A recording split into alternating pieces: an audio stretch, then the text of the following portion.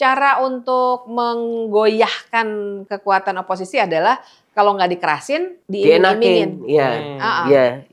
Mereka sudah lakukan itu dengan ormas keagamaan. Nah sekarang kampus juga mau dibuat seperti itu. Padahal kan kemarin tuh pas zamannya ujungnya Jokowi, yang keras bersuara kan kampus loh. Sekarang mau dilemahkan dengan cara dikasih duit. Dikasih enak itu. Kalau kita mau fair ya, memang tadi saya bilang oke deh 3 bulan tuh nggak lama gitu. Tapi kan minimal ada langkah-langkah tertentu yang ditunjukkan harusnya.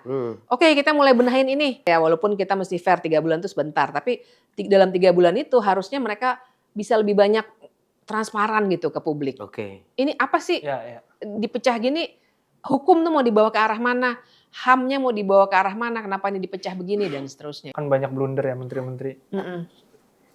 Itu Mbak Bibip melihatnya itu murni persoalan komunikasi atau memang ada isu terkait koordinasi dari komando atau seperti apa gitu? Pikiran Pak Prabowo sendiri sih yang seringkali tidak disuplai oleh data dan informasi yang akurat dari bawahan-bawahannya.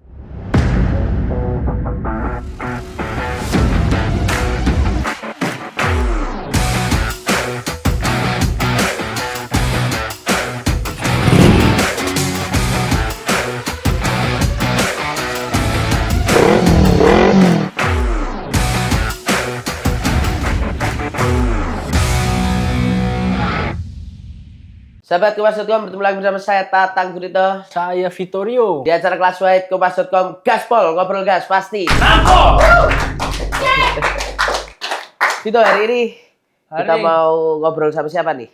Kita kedatangan dengan orang yang sepertinya tidak pernah lelah mengkritik pemerintah. Pemerintah rezim manapun ya. Rezim manapun. Ya. Siapa? Kita kedatangan Mbak Fitri Susanti, artis Dirty Vote. Artis Dirty Vote. Terima kasih Mbak Bibip udah datang kemari ya. Iya, sama-sama makasih. Karena kita udah 2 tahun lebih mengudara dan Mbak Bibip belum pernah kita undang. Iya, benar. Tahu sombong banget nggak ngundang-undang. Enggak, jadwalnya nggak ada. Sibuk.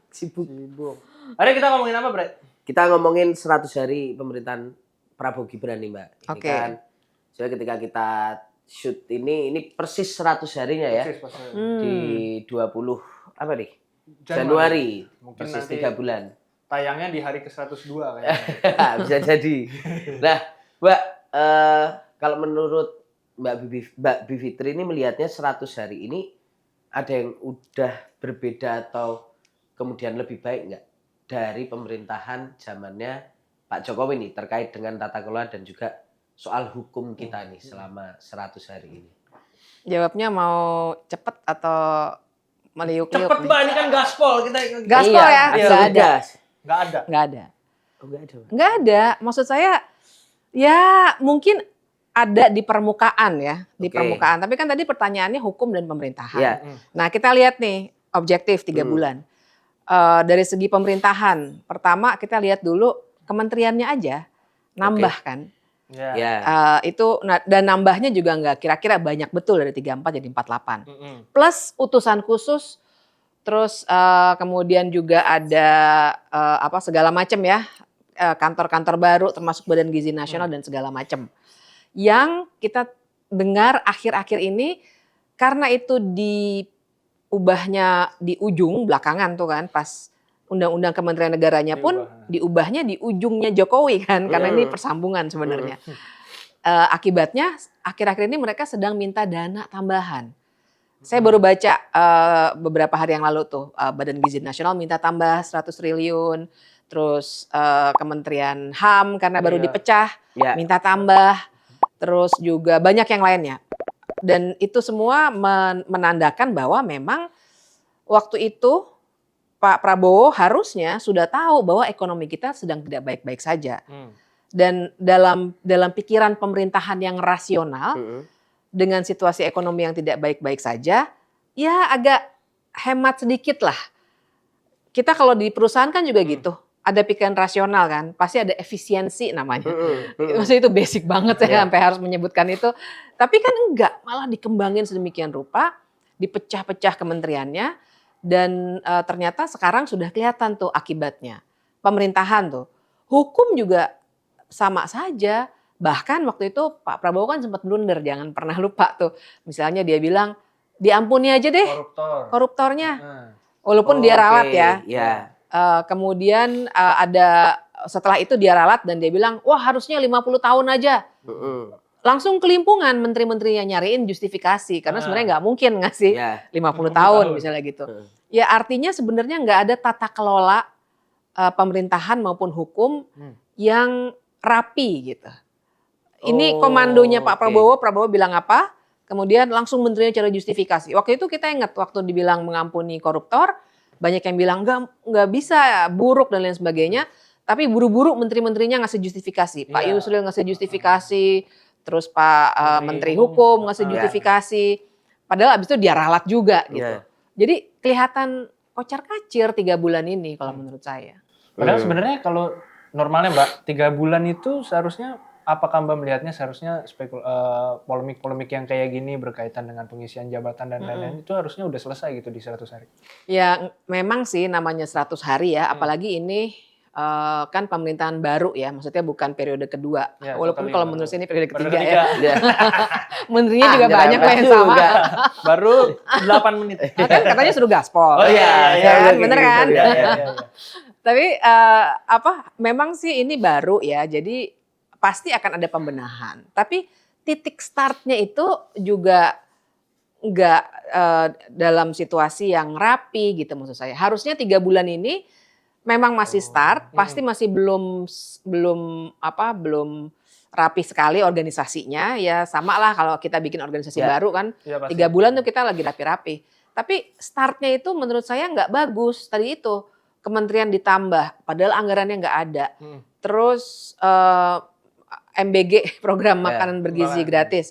Saya setuju loh itu, jangan salah. Jadi saya tujuannya bahwa banyak orang miskin yang harus dikasih makan oleh pemerintah itu bagus banget. Tapi kan masalahnya adalah program itu dipaksakan sedemikian besar, sekedar kalau menurut saya memenuhi janji kampanye. Jadi tanpa perencanaan yang terlalu matang, langsung awal Januari dimulai, langsung gaspol tuh dia tuh Januari. Padahal anggarannya belum siap, dialih-alihkan, sampai Pak Zulkifli kan sempat bilang kan dia, kita sebenarnya anggarannya masih kurang nih, dan targetnya sekian anak jadinya lebih sedikit gitu ya. Tapi kan di lapangannya kita lihat ternyata juga nggak ada identifikasi soal siapa yang benar-benar berhak, anak yang mana yang berhak dapat makan siang gratis. Nggak usah anak per orang deh, sekolah yang mana gitu. Apakah di sekolah-sekolah yang miskin atau memang semua makanya aja merata gitu. Semua merata, yang penting jumlahnya segini. Sehingga ada anak yang mungkin dia nggak miskin-miskin amat, dia bisa bilang nggak enak ayamnya. Gitu kan. Maksud saya itu wajar gitu. Jadi hal-hal seperti itu yang menunjukkan bahwa titik start ini juga memang berantakan karena dia mengejar pemenuhan kampanye dia kemarin, janji kampanye dia kemarin seperti MBG ini. Gitu. Dari sisi eksekusi sebenarnya harusnya yang dibenahin itu dulu ya, soal tujuannya udah oke, tapi eksekusinya kurang mateng ya. Iya, terburu-buru ya, jadi terburu-buru ya Mbak ya. Terburu-buru, padahal namanya negara ya yang namanya policy atau kebijakan itu memang nggak akan sebentar, nggak akan mudah. Nah, cuma kecenderungannya menurut saya pemerintahan yang sekarang itu betul-betul mengejar tingkat popularitas. Jadi dia memang kebijakan itu kebijakan populis. Ini kan banyak ya literaturnya yang menunjukkan bahwa di banyak belahan dunia ini memang banyak sekali pemimpin yang populis aja gitu. Tapi dia sebenarnya tidak menyentuh fundamental masalah-masalah yang mendasar gitu. Mbak, tapi kalau misalkan kita bicara, tadi kita masih ngomongin soal kementerian yang gede, ini kan mau bagaimanapun itu udah jadi suatu kebijakan yang diambil di awal gitu kan. Kayaknya nggak mungkin nih reshuffle misalnya 3 bulan lagi terus balik aja deh 34 lagi. Nomenklaturnya jadi dikurangi. Ini gimana Mbak jadi penyelesaiannya ketika yang dihadapi kementerian-kementerian itu bukan persoalan sepele selain administrasi gedung, yaitu lagi anggaran tadi dan tumpang tindih regulasinya. Ketika kebijakan ini udah diambil, terus gimana ke depannya supaya bisa rapih gitu? Yang lumayan bisa dilakukan mestinya pangkas biaya-biaya yang nggak perlu. misalnya ya yang lagi kita heboh kemarin kan mobil-mobil dinas yang pakai patwal. Memangnya itu nggak pakai anggaran? Iya. Itu harus dibayar loh itu patwal itu. Iya Jangan sih. salah. Jadi itu ada anggarannya pasti. Sekarang baru satu Baru tuh. satu nih. CRI 36 itu kan. Heeh. Nah, bayangin sekarang ada 48 plus itu aja dia tulisan khusus ya. Heeh. Ya.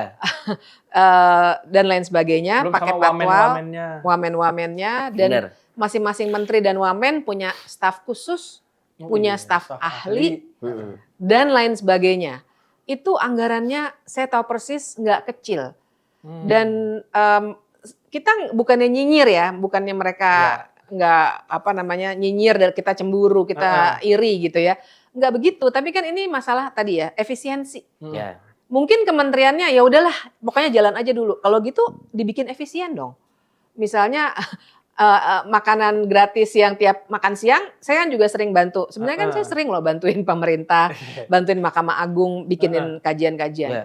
Kami kalau makan bergizi gratis tuh nggak mungkin Itu 10.000 tuh bergizinya, makanan saya Ya, bergizi sangat betul. bergizi itu ya, Mbak ya. Bergizi. Misalnya itu, coba cek, bisa dicek di APBN, di naskah APBN yang terbuka ya, berapa tuh anggaran untuk Belanjanya itu. makan-makan siangnya para rapat-rapat, Hmm. rapat di hotel, itu juga banyak. Nah, menurut saya yang hal-hal seperti itu bisa kok di-cut. Cuma kita tuh terlalu tergila-gila dengan protokoler yang Feodal lah ya, feodalistik itu loh. Jadi Iya, harus diikuti betul. Kalau menteri datang harus ada penyambutannya, kan begitu ya. Tari-tarian, Oh, itu juga tuh. gong. Ya. Simbol-simbol begitu yang itu semua jangan salah, itu ada anggarannya. Itu nggak gratis gitu. Nah, menurut saya kenapa sih nggak hal-hal kayak gitu? Kalau memang nggak mau bongkar kementerian ya. Komposisinya ya. Komposisi itu yang di inefisiensi itu yang dipangkas. Hmm. Kemudian juga program-program yang juga nggak mungkin bukan prioritas ya. Ya beberapa perayaan-perayaan yang kita juga bisa kurangi. Dan saya yakin kalau selama bisa dijelaskan ke publik secara transparan, misalnya kali ini kita tidak melakukan perayaan katakanlah Hari Raya Idul Fitri yang terlalu besar-besaran misalnya gitu. Atau kemarin nggak usah ada kembang api besar-besaran waktu tahun baru. Kita lagi efisiensi dan seterusnya dan pejabatnya pun menunjukkan hal yang sama. Oke, itu Saya yakin kuncinya gitu kayaknya. Saya yakin kita Ngerti warga juga tuh ya, Mbak, akan ya? ngerti gitu. Jangan masyarakatnya nggak dibikinin acara, pejabatnya story di Bali misalnya acara New Year gitu ya. Itu luar biasa Iya, tuh. iya. Itu yang menurut saya bisa aja gitu dilakukan. Cuma belum pernah ada yang mau Eksekusi itu ya. eksekusi. Nggak sabar juga sih ngeliat Raffi Ahmad satu kereta sama kita ya. Aku sih nggak pengen. Mungkin aja tapi ntar dikontenin. Iya. Oke. Mbak, kita geser kalau spesifik ke bidang hukum sendiri. Nah, Mbak. ya. Jawabannya apakah sama juga? Apa Belum tuh? ada perbaikan dari 20 Oktober sebelum Pak Prabowo menjabat. Belum sih. Soalnya gini, kalau hukum ya, kita tuh mesti ngelihatnya tuh pertama dalam hal pembuatan undang-undang misalnya legislasi. Ini memang belum kan? Oke, prolegnasnya udah jadi, program legislasi nasional 5 tahunan tuh udah jadi. Tapi ya 3 bulan itu ya belum banyak yang dilakukan. Malah yang muncul adalah kebijakan-kebijakan di tingkat peraturan-peraturan pemerintah, peraturan presiden, peraturan daerah yang nggak menjawab masalah. Contoh aja nih, udah pada dengar belum ada peraturan daerah di Jakarta yang mengizinkan ASN untuk poligami. Ya. Misalnya itu kan, kok bisa sih gitu keluar hal-hal kayak gitu. Maksud saya bisa ngerti undang-undang masih belum bisa gaspol karena ada masa reses DPR segala macam. Tapi di level peraturan perundang-undangan lainnya masih banyak sekali yang belum dibereskan. Bahkan jadi waktu kita cek tuh peraturan pemerintah, peraturan presiden itu banyak sekali yang dikeluarkan. Memang nggak perlu undang-undang, beberapa memang delegasi dari undang-undang. Dan ternyata punya daya rusak yang besar, misalnya dalam konteks proyek-proyek strategi nasional. Kan masih jalan terus tuh, bahkan makin parah. Di Rempang diserang lagi, terus PIK 2, sekarang Ya. ada masalah lagi misalnya. Terus kemudian yang kedua hukum juga tuh penegakannya. Penegakan hukum itu, oke kalau di pengadilan itu bukan wewenangnya eksekutif ya. Eksekutif. Tapi jaksa sama polisi, wewenang eksekutif banget tuh. Dua-duanya kan Karena di bawah presiden di langsung bawah ya. presiden, dua-duanya anggota kabinet. Oke. Jadi, Iya. Tapi apa yang kita lihat sampai sekarang? Misalnya masalah-masalah, dan KPK juga ya, masalah-masalah yang terkait dengan Harun Masiku, heboh. Kemudian juga ada beberapa kasus lagi ya, kasus kalau yang kaitannya sama banyak sih sebenarnya ya, pidananya itu saya kalau nyebutin satu-satu kasusnya banyak deh. Tapi poinnya adalah nggak ada yang substantif gitu. Reformasi kepolisian yang kita dari dulu inginkan kan belum nggak ada tuh. terwujud juga ya. Iya. Dan kita semua banyak sekali yang curiga karena ada kelindahan kepentingan antara makanya ada istilah partai coklat Iya. dengan politisi. Jadi nggak pernah bisa ada reformasi kepolisian yang substantif. Itu hal-hal yang bisa kelihatan ya. Yang bikin saya juga punya kesimpulan yang sama sih untuk soal hukum juga. Nggak ada yang fundamental yang tersentuh juga. Nggak ada yang fundamental gitu. Kalau kita mau fair ya, memang tadi saya bilang oke deh 3 bulan tuh nggak lama gitu. Tapi kan minimal ada langkah-langkah tertentu yang ditunjukkan harusnya. Oke kita mulai benahin ini. Tapi ini naga-naganya aja jalan terus. Walaupun Seakan-akan mungkin nggak ada langkah masalah. awalnya itu belum terlalu signifikan, tapi at least udah ada lah ya memulai langkah-langkah kecil itu paling nggak udah ada itu. Mbak Bivitri melihat bahkan belum kelihatan itu. Belum, dan 100 hari itu. malah kebanyakan blunder kayak tadi Pak Prabowo bilang mengampuni Iya. koruptor. Terus soal banyak kehebohan ya yang kita bisa lihat di level kementerian pun menteri-menteri agak kebingungan jawabnya. Ya. Misalnya bahwa Menteri HAM kan masuk hukum ya. Itu misalnya bilangnya oke deh kita mau minta anggaran segini karena kita mau bikin universitas misalnya gitu. Ya. Itu kan membuat masyarakat bertanya-tanya, kalau memang kalian mau misahin menteri-menteri Kementerian Hukum dan HAM, jangan berpikirnya yang penting misahin institusi dulu. Tapi intensi di balik itu misahin kementerian-kementerian tuh apa? Ini loh yang mau kita perbuat gitu. Ini kan nggak pernah ada penjelasan itu. Iya. Yang kita tahu kementeriannya udah dipisah. Yang kita tahu ya kementerian dipisah, terus langsung menteri-menterinya minta anggaran, bikin beberapa pernyataan yang kontroversial dan lain sebagainya. Itu jadi masalah menurut saya. Walaupun kita mesti fair 3 bulan itu sebentar, tapi dalam 3 bulan itu harusnya mereka bisa lebih banyak transparan gitu ke publik. Oke. Ini apa sih Ya. dipecah gini? Hukum tuh mau dibawa ke arah mana? HAM-nya mau dibawa ke arah mana? Kenapa ini dipecah begini dan seterusnya? Itu sampai sekarang nggak ada penjelasan. Jadi kita nebak-nebak sendiri kan.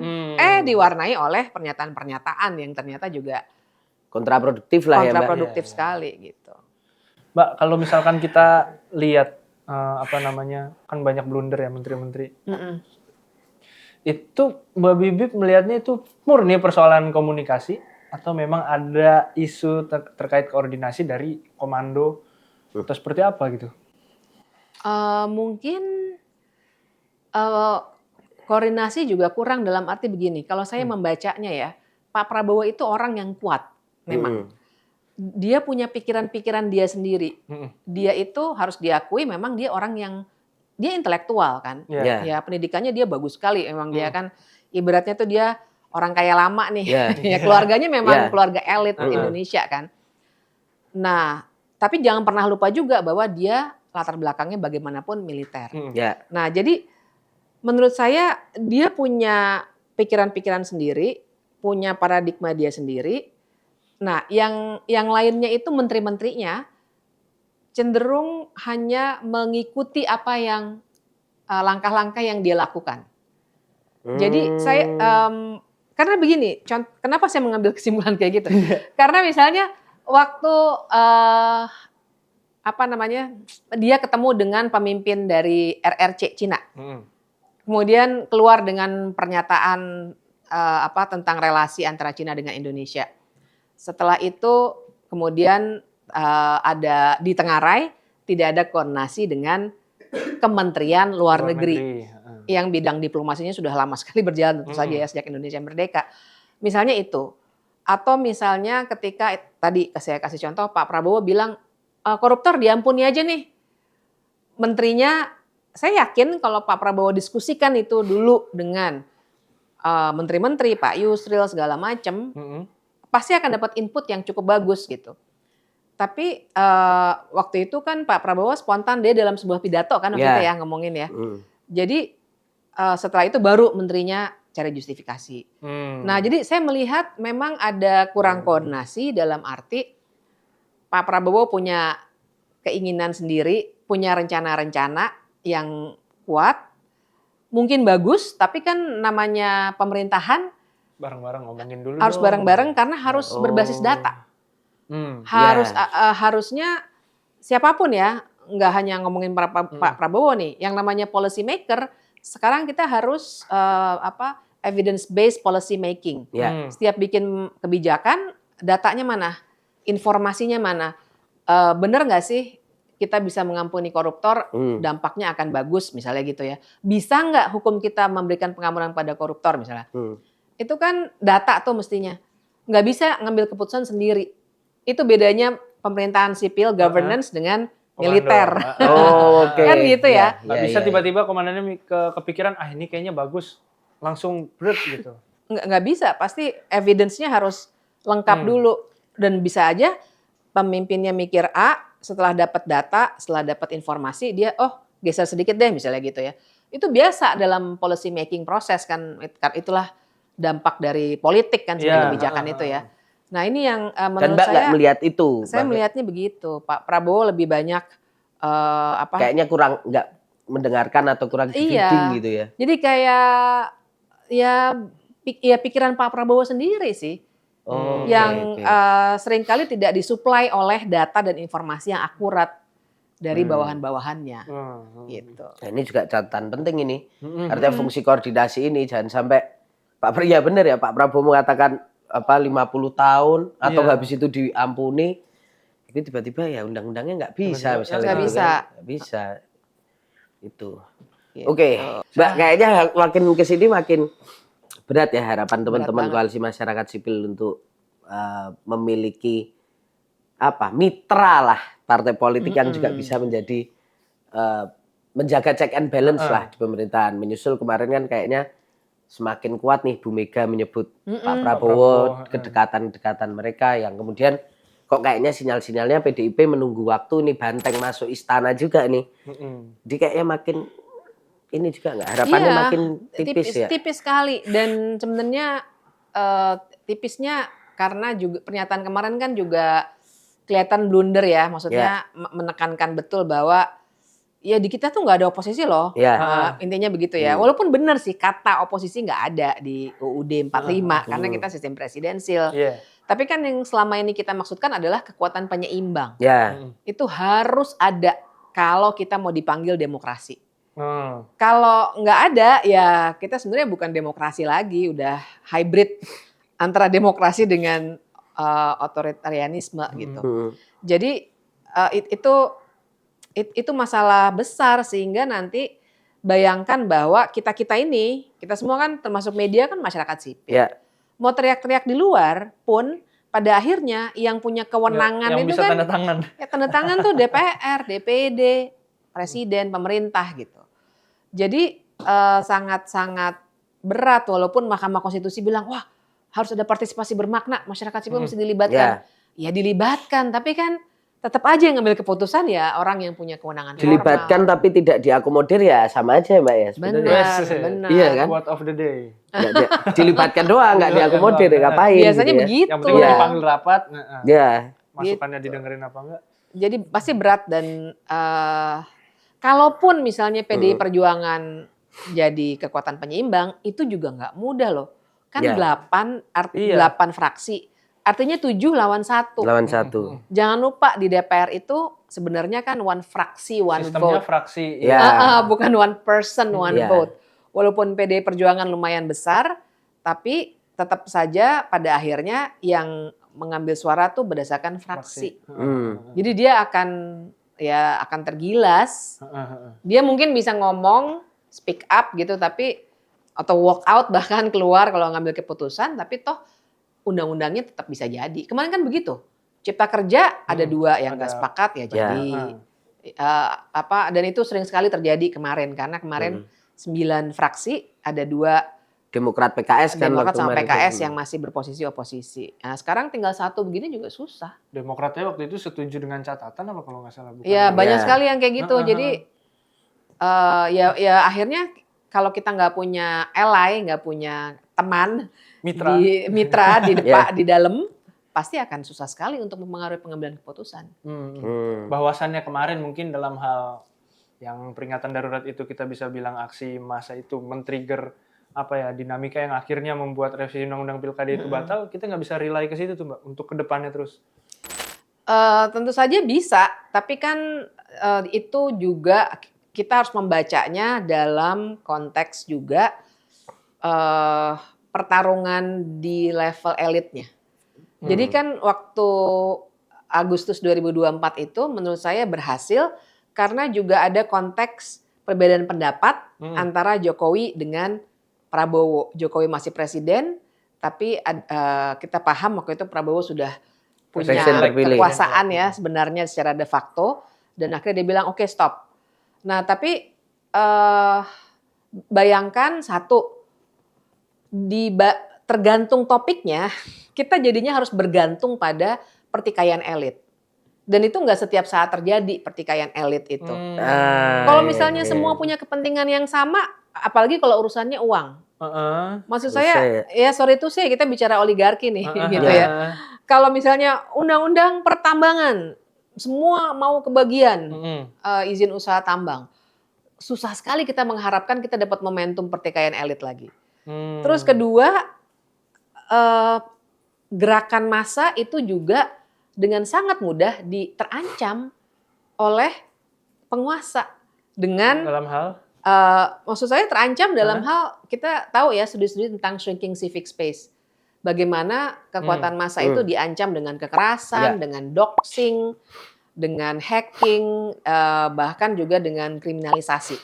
Ya dulu ada Fathia Harris, ada Daniel Fritz, ada banyak ya sampai sekarang juga masih ada kan beberapa. Jadi artinya nggak mudah untuk menggalang massa kalau apalagi ditakut-takutin. Jangan salah loh, BEM itu diinfiltrasinya luar biasa. Saya ngalamin sendiri tuh. Jadi kalau pada inget nggak lama setelah ada beberapa upaya tindak lanjut, terus beberapa BEM ketemu waktu itu sama anggota DPR. Misalnya gitu ya. Itu kan upaya-upaya yang dilakukan, operasi itu luar biasa loh. Itu waktu kemarin kan? Kemarin setelah Agustus mungkin sekitar bulan September Oktober itu infiltrasi luar biasa.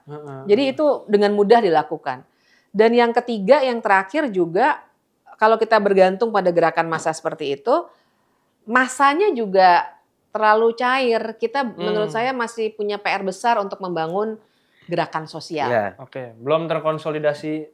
Belum. Jadi masih agak sporadis mungkin. Iya, kalau kemarin itu cenderung ada isu yang kita bisa lakukan dengan cepat. Satu, tapi kan sebagai sebuah gerakan sosial yang kapan aja bisa diaktifkan, itu belum bisa semasif itu. Dan kalau kita bergantung pada itu, masa sih setiap ada undang-undang demo lagi, ada undang-undang demo lagi, jadi nggak sustainable. Itu yang jadi masalah. Ya cuman kayak gemerlap pecah itu terus hilang lagi gitu ya. Kita nggak boleh berharap pada itu saja. Gerakan sosial itu menurut saya penting banget untuk melakukan perubahan yang fundamental. Nah, tapi kalau kita bergantung pada gerakan massa, karena menurut saya itu belum jadi gerakan sosial yang terlalu baik gitu ya, maka nggak akan berkelanjutan, nggak bagus untuk demokrasi kita. Harusnya demokrasinya yang kita bikin lebih baik dengan punya oposisi gitu. Walaupun tadi dengan sistem fraksi itu mungkin satu PDIP itu juga jadi nggak berpengaruh. Sekarang susah gitu. Jadi makanya kitanya mesti lebih galak sih emang di luar. Jadi maksudnya tadi saya bilang idealnya tidak bergantung pada gerakan massa. Tapi sekarang kita nggak punya pilihan. udah Iya. nggak punya pilihan. Kita nggak punya pilihan, kita mesti lebih keras gitu. Lebih banyak investigatif journalism sama teman-teman jurnalis, citizen journalism, Ya, videoin tuh apa yang kayak kemarin Pagar fatwa, bambu, ya. pagar bambu, Pagar gitu ya. bambu, Itu dari citizen ya awalnya ya. Kayaknya sih iya, Mbak. Udah gitu lebih banyak kampanye-kampanye oleh kelompok-kelompok masyarakat sipil, mesti begitu, mau nggak mau. Mau nggak mau dengan kondisi konfigurasi politik yang ada sekarang gitu. Tapi gimana ya, Mbak, yang LSM-nya juga ditawari tambang. Sekarang kampus juga. Gila kampus ya. ya. Kampus ya. juga loh. Saya baru tadi pagi baca ininya. Baru hari ini kan draftnya. rapatnya. Jadi kaget juga tuh. Itu upaya pelemahan masyarakat sipil kan. Itu Mbak melihatnya sebagai bentuk infiltrasi yang lain, Oh, iya. kooptasi juga itu. Iya, karena kan cara untuk menggoyahkan kekuatan oposisi adalah kalau nggak dikerasin, diiming-imingin. Iya. Iya. Mereka sudah lakukan itu dengan ormas keagamaan. Ya. Ya kan, NU, Muhammadiyah aja dengan segala pertengkaran internalnya, tapi ya dapat gitu kan. Nah sekarang kampus juga mau dibuat seperti itu. Padahal kan kemarin tuh pas zamannya ujungnya Jokowi, yang keras bersuara kan kampus loh. Ya kan, UII yang duluan guru-guru kan. besar juga. Guru-guru besar. Bikin amicus curiae segala macam itu. Iya, nah ini sekarang mau dilemahkan dengan cara dikasih duit. Dikasih enak itu. Oke. Nah Mbak, ini juga jadi catatan nggak sih Mbak sebenarnya 100 hari ini kan kok kayaknya beberapa bulan ini tuh banyak aparat penegak hukum gitu ya. Polisian misalnya sama teman-teman di tentara gitu yang juga bermasalah ini Mbak, kena persoalan-persoalan hukum. Ini gimana sih Mbak sebenarnya kita harus melihatnya? Pemerintah ini harus gimana? Karena kan masih ada 2 undang-undang nih yang belum digarap nih sebenarnya, RUU Polri dan juga TNI itu sebenarnya di situ. Nah, sementara di beberapa bulan terakhir kok kayaknya makin banyak juga mereka yang terlibat penembakan, jadi tersangka dan lain sebagainya. Apa yang harus dilakukan oleh seorang Prabowo dan menteri-menterinya nih untuk membenahi ini gitu mungkin? Yang pasti sih mereka itu harus lebih konsisten dalam penegakan hukum. Jadi misalnya gini, kalau saya yakin kepolisian dan TNI itu lagi merasa di atas angin dengan konfigurasi politik yang sekarang. Karena itu tadi ya, saya kira kalau isu partai coklat kan udah banyak yang tahu lah ya, ini bukan sesuatu yang kontroversial lagi, udah banyak diangkat. Dan andilnya kepolisian dalam pemenangan sebagian pihak, baik di level gubernur maupun di level presiden. Wakil presiden. Jadi dengan andilnya itulah yang tadi saya bilang ada kelindahan kepentingan. Politisi nggak akan juga bikin kebijakan yang terlalu secara fundamental merusak kewenangan kepolisian yang besar. Kepolisian kita itu kewenangannya besar banget loh. Bandingkan dengan banyak kepolisian di negara lain. Yang banyak hal kayak ngurus sesederhana ngurusin SIM, STNK, SKCK itu bukan tugas kepolisian kalau di negara lain ya. Kita bukannya harus ngopi negara lain terus, tapi kita lihat mana yang menimbulkan masalah-masalah dalam pelaksanaan kewenangannya. Nah, satu lagi tentara. Jangan lupa Pak Prabowo itu adalah tentara asalnya. Jadi karena sedang merasa di atas angin, mereka juga semakin yakin bahwa mereka nggak akan terlalu kena hukum. Udah terbukti kan juruhan kayak gitu nggak kena kok. Terus udah beberapa kejadian lagi ya. Dan akibatnya ya seperti yang sekarang kita lihat. Nah kan tadi kan pertanyaannya apa yang harus dilakukan? Menurut saya Pak Prabowo mestinya tegas tuh. Misalnya gini, dalam soal TNI, kita tuh punya utang loh untuk konsisten dengan undang-undang TNI sendiri yang bilang bahwa harusnya tentara itu kalau tindak pidananya tindak pidana biasa, harusnya dia dipidananya di peradilan umum, bukan di peradilan militer. Ini banyak sekali kasus yang banyak kemarin di KPK segala macam kan juga isunya jadi ke sana kan. Iya, kayak korupsi helikopter, dan beberapa lagi kan, jadi nggak bisa masuk tuh di peradilan umum. Padahal itu salah satu kunci. Nggak boleh, konstitusi kita tuh bilang semua orang sama di hadapan hukum. Jadi nggak boleh ada orang yang karena dia tentara maka dia dipisahin pengadilannya. itu seharusnya nggak boleh. Dan di Undang-Undang TNI kita sendiri bilang harusnya itu dilakukan dari 2004 loh, itu undang-undang. Iya, Udah iya, 21 tahun yang lalu. iya. Sampai sekarang belum dibuat undang-undang peradilan militernya. Oh, Terus undang-undang peradilan Peradilan militernya juga belum belum ada ada. ya, Mbak? undang-undang peradilan militernya udah ada. Undang-undang peradilan militer udah ada, tapi belum diubah sesuai dengan undang-undang TNI TNI yang baru. tahun 2004. Oh, oke.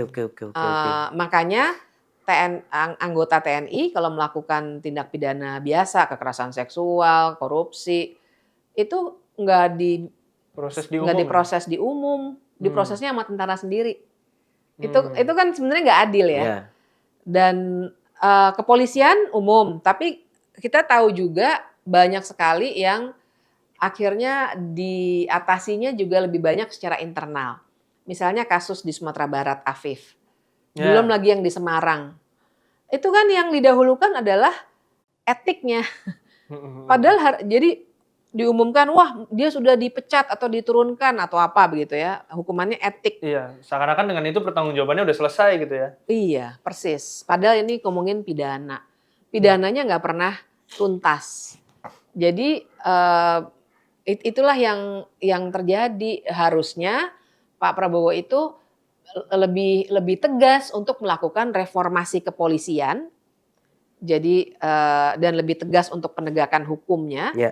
Dan juga penegakan hukum di level tentara gitu. Harusnya begitu. Dan pisahin juga. Saya ngomongnya ideal ya, Ya, karena saya tahu ini sekarang TNI juga malah dibikinin komando-komando teritorial baru kan sama Pak Prabowo ya. Tapi idealnya harusnya udah nggak perlu tuh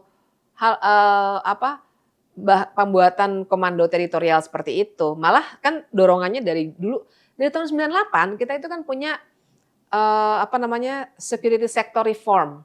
Jadi upaya untuk mereformasi sektor pertahanan dan keamanan gitu, polisi dan tentara. Nah itu belum tuntas sampai sekarang. Akhirnya masih jadi banyak pengistimewaan. Bahkan yang kita harus lebih awasi adalah kalau misalnya dui fungsi tentara itu masuk lagi. Mbak Bibi melihatnya seberapa besar peluang itu kita besar. Karena kan revisinya juga ya memang belum dikerjain sih, belum nggak masuk prolegnas juga. Makanya saya tuh bimbang kalau ditanya revisi undang-undang TNI Polri perlu, tapi Takut sekarang ada ini takutnya malah dibajak. Oh, takut ada ya itu susupan itu ya. Iya, karena saya inget tuh di tahun lalu tuh saya ada beberapa diskusi karena mau revisi undang-undang TNI, isinya itu malah memperbanyak jenis-jenis jabatan sipil yang bisa dimasuki oleh tentara. Itu kan awal mula dari dui fungsi tentara. Masuknya pelan-pelan merayapnya di situ-situ dulu. Iya. Dan sekarang udah ada kan? Beberapa pejabat kepala daerah tuh diisi oleh tentara loh. Jadi pelan-pelan itu sudah terjadi dan kami khawatir itu makin dilegalkan dengan undang-undang TNI. Belum lagi sekarang mau ada Dewan Pertahanan Nasional. Ini juga perpres loh. Makanya saya bilang di level bawah undang-undang nih banyak. Dewan Pertahanan Nasional yang kayak dulu. Kami khawatir masih butuh kajian ya, tapi kajian sementara kami adalah nanti jangan-jangan ini agak mirip sama Kopkamtib zaman Orde Baru. Oh iya. Kekhawatirannya. Apa yang membuat bisa khawatir arahnya ke sana, Mbak? Kalau baca perluasan fungsi. Jadi kan memang Wantanas itu dari dulu udah ada. Zaman SBY, zaman Jokowi juga. Saya berapa kali juga diundang. Nah, tapi di Perpres yang sekarang itu mau dibikin perluasan kewenangannya.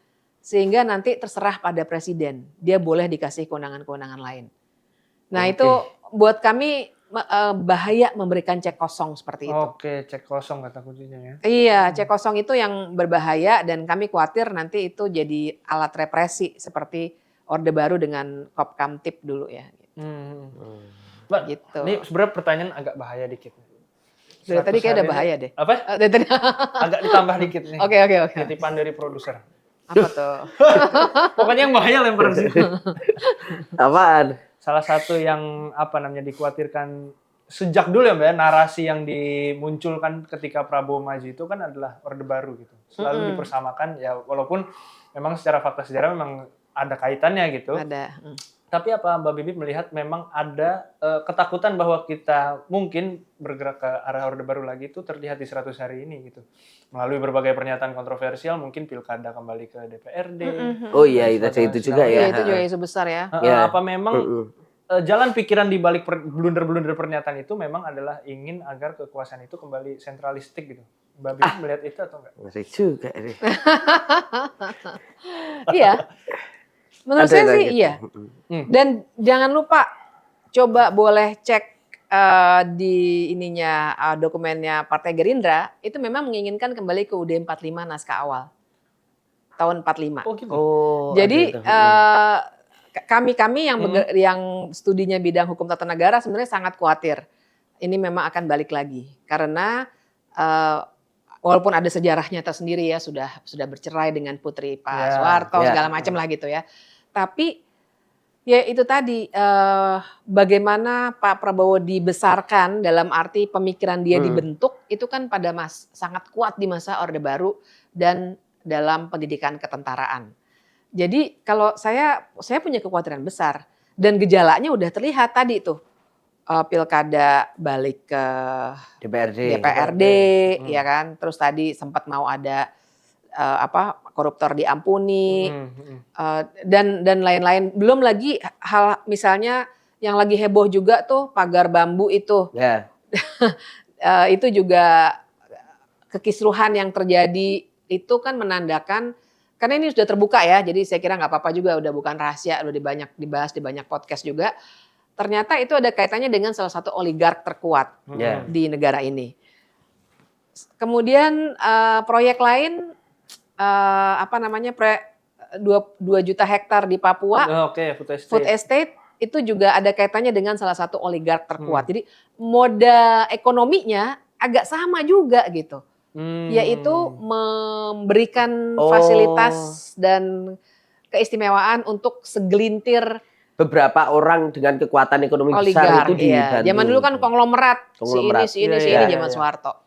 Sekarang tuh menurut saya sama sih gitu. Cuma mungkin agak beda dikit lah tipis-tipis gitu. Tapi sebenarnya bagaimana negara ini dijalankan akhirnya juga ada personifikasi. Ya. Jadi pertanggungjawaban publiknya minimal banget. Bahkan personifikasi itu yang gimana maksudnya? Jadi negara ini adalah saya gitu. Oh. Maksud saya gini, misalnya Pak Prabowo dengan bangga bilang, oh itu ke Lembah Tidar pakai uang duit saya. Kan? Iya. Menurut saya nggak boleh loh dalam pemerintah good governance. Dalam pemerintahan nggak boleh ada uang pribadi yang dipakai dengan bangga seperti itu. Pertanggungjawabannya harus jelas. Karena nanti konglomerat juga akan bilang, oke, saya ngasih 300 juta rumah nih. Misalnya 300 nggak mungkin 300 juta ya. 300.000 rumah misalnya. Terus kemudian mulai lagi bilang, ya udah deh kalau gitu MBG uangnya dari zakat aja. Cara kacir gitu. Nah, buat saya ini menunjukkan pemerintahan yang tadi saya maksud personifikasi itu adalah mengaburkan batas antara publik dengan privat. Personal jadi ya, mainannya urusannya kayak personal gitu ya Mbak. Iya, jadi negara adalah saya gitu. I am the state gitu. Nah ini buat saya jadinya sebenarnya indikasi yang buruk ke arah Orde Baru yang lalu gitu. Dan ini buat negara hukum dan demokrasi kita buruk banget sebenarnya. Terancam. Oke. Mbak, ini pertanyaan closing seperti kebanyakan podcast. Apa tuh? Harapan, Mbak, harapan ya. Harapan untuk pemerintahan Prabowo Gibran ini hingga akhir ini kayak apa nih Mbak? Di 100 hari. Kan baru 100 hari kan ibaratnya main bola baru 3 menit. Iya sih, benar-benar. Gimana ya? Harapannya pasti tetap pegangannya harusnya ke prinsip-prinsip negara hukum sama demokrasi ya. Jadi ada beberapa tadi yang udah kita sebutkan, misalnya reformasi kepolisian ya dijalankan dengan benar, harus nih, kalau enggak makin rusak nih. Polisi tembak polisi segala macam itu ya. Ada evaluasi penggunaan senjata di polisian, termasuk gas air mata gitu-gitu. Satu, terus menurut saya kita teguh kukuh lah dengan cita-cita reformasi.